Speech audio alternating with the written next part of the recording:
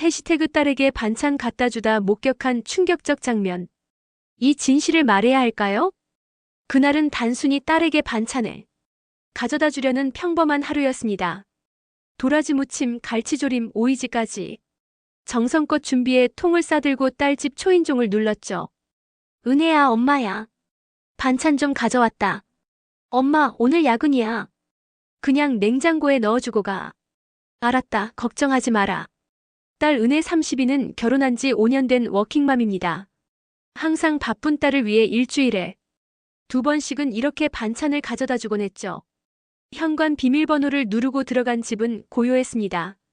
냉장고 문을 열고 하나씩 반찬을 넣는데 갑자기 현관 비밀번호 누르는 소리가 들렸습니다. 벌써 왔나? 순간 고개를 들었죠. 문이 열리자 들어온 건 딸이 아니라 사위 진수 35였습니다. 그런데 그의 뒤에 처음 보는 여자가 서 있었습니다. 오늘은 늦는다니까 괜찮아. 천천히 쉬었다 가자. 들키면 어쩌려고 그래? 두 사람은 웃으며 손을 맞잡고 들어왔고 그 순간 제 눈과 마주쳤습니다. 진수의 얼굴은 순식간에 굳어졌고 여자는 놀란 듯 현관 쪽으로 몸을 돌렸습니다. 어머니, 왜 여기? 장모님 오해입니다. 회사 후배예요.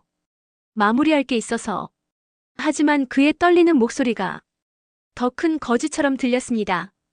두 사람의 자연스러운 모습, 맞잡은 손, 그리고 무엇보다 여자가 신발을 벗으며 보인 익숙한 행동들이 모든 것을 말해주고 있었습니다. 저는 아무 말도 하지 않은 채 손에 들고 있던 반찬 봉투를 식탁 위에 내려놓았습니다. 그리고 그대로 집을 나섰습니다. 어머니, 잠깐만요. 진수가 뒤쫓아 나왔지만 저는 돌아보지 않았습니다. 엘리베이터 문이 닫히는 순간 다리가 후들거렸습니다. 눈물이 아니라 심장이 무너져 내리는 기분이었죠. 집에 돌아와서도 머릿속이 하얗게 비어 있었습니다. 저녁을 차리다가도 멈춰 서고 설거지를 하다가도 손이 떨렸습니다. 딸은 늘 말합니다. 엄마, 우리 잘 지내. 싸울 일도 없고 행복해. 진수 오빠가 정말 잘해줘. 집안일도 많이 도와주고. 하지만 저는 이제 압니다. 그 미소 뒤에 숨겨진 끔찍한 비밀을. 그날 밤 진수에게서 문자가 왔습니다. 어머니, 정말 오해입니다. 단순히 회사 동료와 업무 때문에 집에 온 것뿐입니다. 제발 은혜에게는 말씀하지 말아주세요. 하지만 제가 본 것은 업무 관계가 아니었습니다. 두 사람의 자연스러운 스킨십, 여자가 집안에서 보인 편안함, 그리고 무엇보다 들킨 순간에 당황스러워하는 모습들. 며칠이 지났지만 딸에게는 아무 말도 하지 못했습니다. 평소처럼 전화가 와도 어색하기만 했죠. 엄마, 목소리가 이상해. 어디 아파? 아니야, 괜찮다. 그런데 며칠 전에 반찬 갖다 주셨던 거 너무 감사했어요. 진수 오빠가 엄마표 갈치조림이 그렇게 맛있다고 하던데. 딸의 순진한 말에 속이 뒤틀렸습니다. 일주일 후 진수가 직접 찾아왔습니다. 어머니, 정말 죄송합니다. 뭐가 죄송하다는 거냐? 그날 일 정말 오해입니다. 제가 설명은 됐고 은혜한테는 말 안 했다. 감사합니다. 정말 아무것도 아닙니다. 하지만 진수의 눈을 보니 거짓말인 게 분명했습니다. 불안해하는 표정, 계속 반복되는 변명, 그리고 무엇보다 제가 본 그 장면들. 그로부터 한 달이 지났습니다.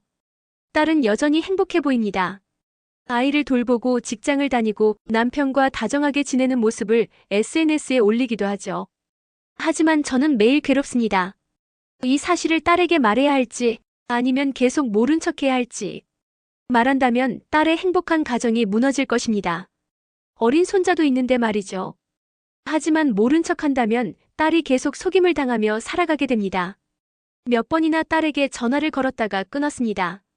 무슨 말부터 시작해야 할지 모르겠더군요. 은혜야, 엄마가 할 말이 있다. 하지만 딸의 밝은 목소리를 들으면 차마 말이 나오지 않았습니다. 엄마, 요즘 왜 이래요? 뭔가 이상해. 아니다, 아무것도 아니야. 어젯밤에는 꿈도 꿨습니다. 딸이 진실을 알고 울며 저를 원망하는 꿈이었죠. 엄마는 왜 그때 말해주지 않았어요? 왜 저 혼자만 바보로 만들었어요? 꿈에서 깨어나니 베개가 눈물로 젖어 있었습니다. 친구들에게 조심스럽게 물어봤습니다. 만약에 말이야, 내 딸 사위가 바람을 피운다면 어떻게 할 거야? 당연히 말해야지. 내 딸이 바보로 살게 둘 순 없어. 하지만 다른 친구는 달랐습니다. 함부로 끼어들면 안 돼. 부부 문제는 당사자들이 해결해야 하는 거야. 의견이 갈렸습니다. 저도 어떻게 해야 할지 모르겠습니다. 어제는 진수가 또 문자를 보냈습니다. 어머니, 다시 한번 말씀드리지만 정말 아무것도 아닙니다. 은혜가 의심하면 가정이 파탄날 수도 있습니다. 제발 조용히 넘어가 주세요. 하지만 그 문자가 오히려 더 의심스럽게 만들었습니다. 정말 아무것도 아니라면 왜 이렇게 계속 부탁하는 걸까요? 오늘 아침에도 딸에게서 전화가 왔습니다. 엄마, 이번 주말에 놀러 와요. 진수 오빠가 고기 구워준다고 해요. 그래, 알겠다. 전화를 끊고 나니 또다시 고민이 시작됩니다. 그 집에 가서 진수와 마주 앉아 밥을 먹을 자신이 없습니다. 하지만 딸을 실망시킬 수도 없고요. 저는 지금 딜레마에 빠져 있습니다. 63세의 나이에 이런 고민을 하게 될 줄은 꿈에도 몰랐습니다. 딸의 행복을 지켜야 할까요? 아니면 진실을 말해야 할까요? 만약 여러분이라면 어떻게 하시겠습니까? 딸에게 이 사실을 말해야 할까요? 아니면 모른 척해야 할까요? 매일 밤 잠들기 전까지 이 생각만 하고 있습니다. 정답이 무엇인지 정말 모르겠습니다.